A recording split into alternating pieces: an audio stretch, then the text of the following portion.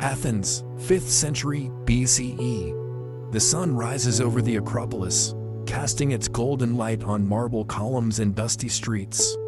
Among the chatter of merchants and philosophers, one voice stood apart, not because it preached truth, but because it questioned it. That voice belonged to Socrates, a man whose wisdom began not with answers, but with doubt. His journey wasn't about knowing more. It was about knowing how little we truly understand.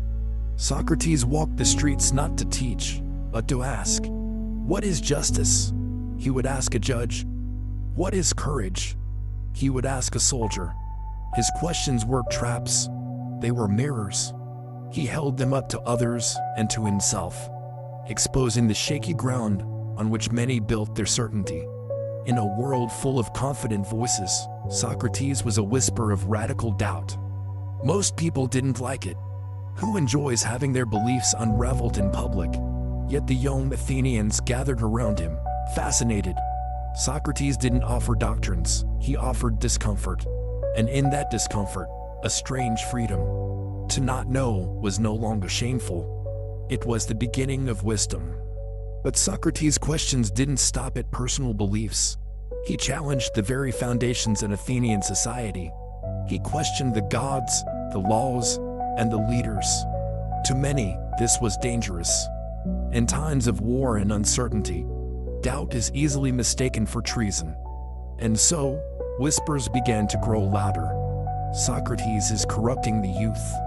It wasn't long before Socrates was put on trial, not for violence, not for theft, but for thinking differently and encouraging others to do the same. The charges? Impiety, corrupting the youth, the truth. Athens feared the mirror he held to its face. The courtroom echoed with accusations, yet Socrates spoke without fear. He did not beg for mercy. Instead, he questioned his accusers as he had questioned so many others. Are you truly wise, or merely convinced of your wisdom? His calm defiance confused him. He was not a man trying to escape death, but one trying to awaken the living. In his defense, Socrates told the story of the oracle at Delphi.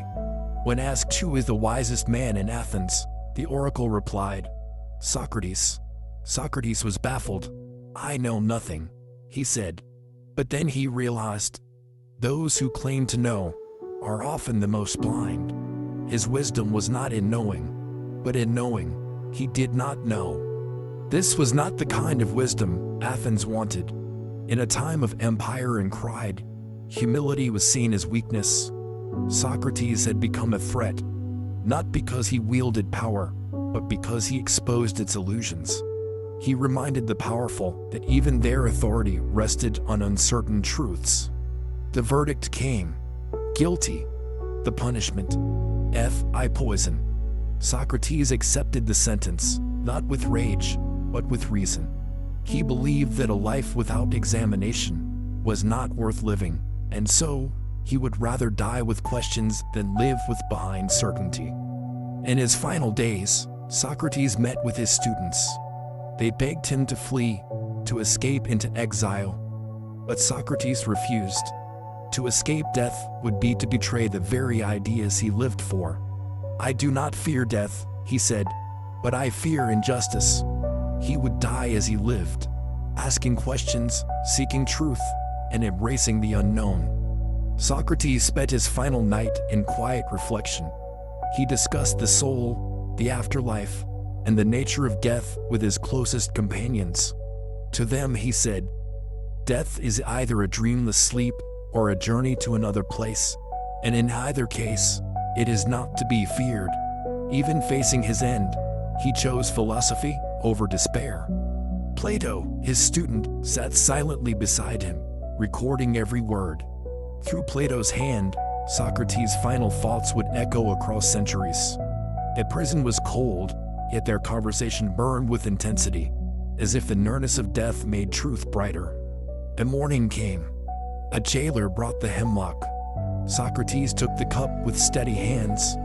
No tears, no prayers, just questions. Even in death, he wondered what came next.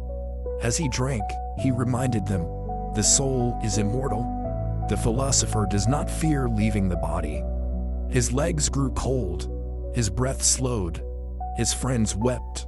But Socrates remained composed. His final words, a riddle, credo, we owe a cock to Asclepius.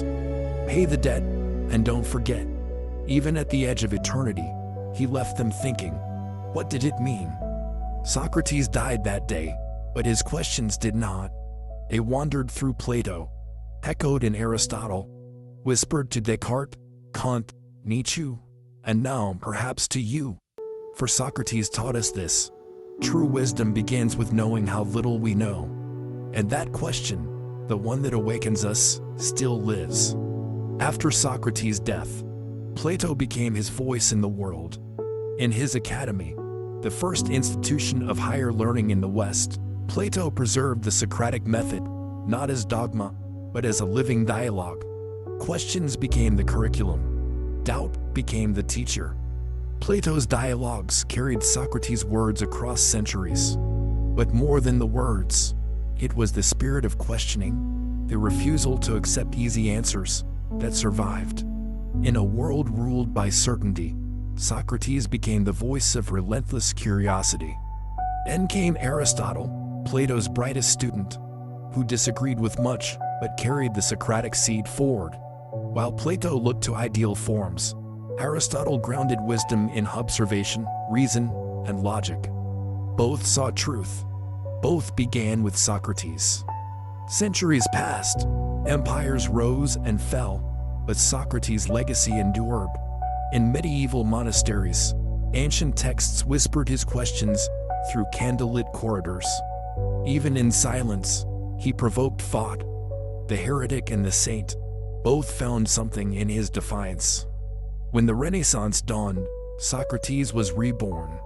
Artists, scientists, and thinkers rediscovered him, not as a dusty figure from the past, but as a radical voice for a new age. He reminded humanity that knowledge begins not with certainty, but with humility. The Enlightenment hailed Socrates as a symbol of reason's triumph over superstition. Thinkers like Voltaire and Rousseau saw in him a man who challenged authority, not with weapons, but with words. In his death, they found the courage to question kings. But not all admired Socrates. Nietzsche called him the villain of Athens, accusing him of placing reason above passion. He argued that Socrates killed the tragic beauty of life with cold logic. Even this criticism proved Socrates was still provoking thought. In the 20th century, existentialists like Kierkegaard and Camus embraced Socrates, not as a rationalist, but as a man confronting absurdity with courage. They saw in his defiance of death a sane refusal to submit to a meaningless world. Even in modern classrooms, Socrates lives. Every student challenged to explain why. Every teacher who responds with a question, they keep the flame alive. He is present not as an answer, but as the endless opening of thought. And now, in a digital world flooded with information, but starving for wisdom, Socrates whispers again, "Know thyself." His words echo not through temples, but through timelines and touchscreens, still asking, what do you truly know? In a world where every answer is just a click away, the habit of questioning fades. Convenience replaces curiosity. Socrates warned us, when we stop asking why, we stop thinking. And when we stop thinking, others think for us. Social media rewards certainty, not doubt. Virality favors bold lies over humble truths. In this noisy marketplace of attention, Socrates would be silenced, not by hemlock, but by the algorithm. Not hated, but ignored. Deep fakes blur truths and fiction.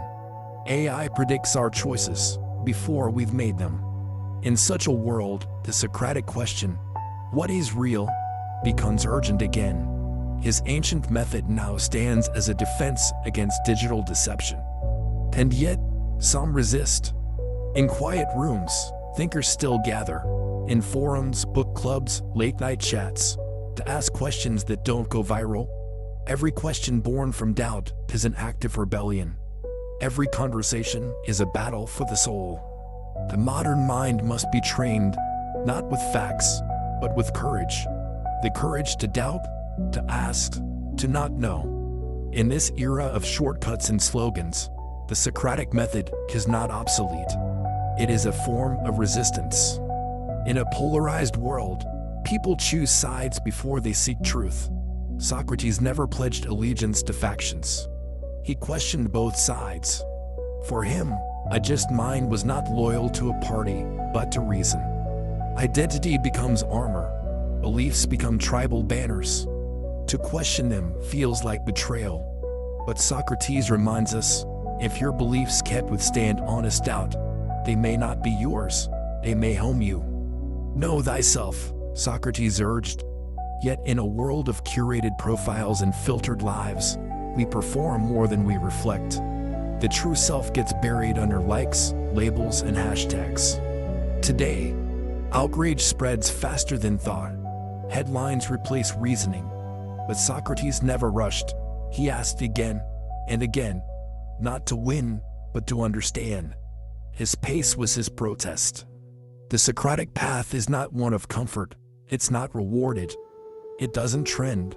But it's the only path that leads us back to something real, something human. And it begins with the hardest question.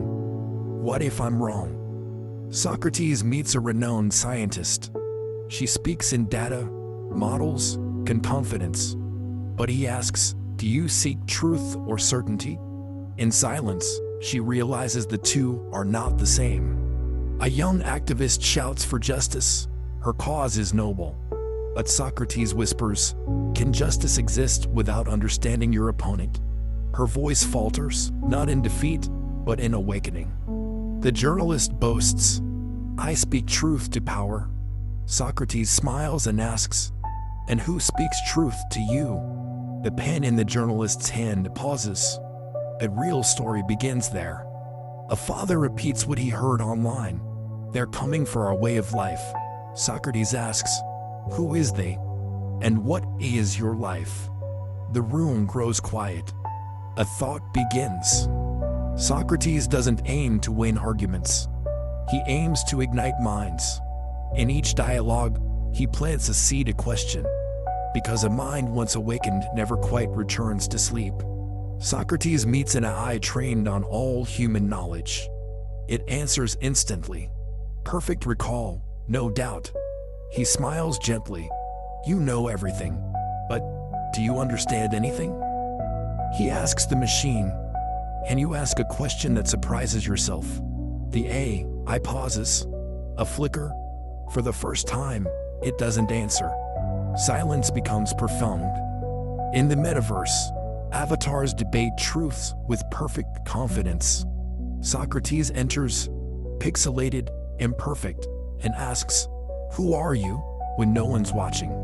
Their filters flicker. A programmer builds algorithms to shape behavior. Socrates watches. Can you code wisdom? He asks. The coder sighs. No, only behavior. That difference matters. Data is abundant. Insight is rare. We've taught machines to speak, predict, imitate. But Socrates reminds us, the soul doesn't search for answers, it searches for meaning. Socrates walks alone, past the noise, the news, the networks. No followers, no stage. Just the same old question whispered like a prayer. What do I truly know? Some call him naive, others dangerous. But those who listen closely hear something different. Not certainty, but courage. Not answers, but an invitation. Think for yourself. In a world obsessed with speed, Socrates slows us down. In a world addicted to outrage, he invites patience. In a world desperate for answers, he reminds us, better questions shape better lives. He is not a prophet, not a saint. He left no doctrine, only dialogue. He gave us no truths, only tools. The method was the message. The doubt was the gift. And now, the question is yours. Will you echo the noise, Or will you pause and ask? In an age where everyone speaks, Socrates still whispers, I know that I know nothing. And somehow, that's where wisdom begins.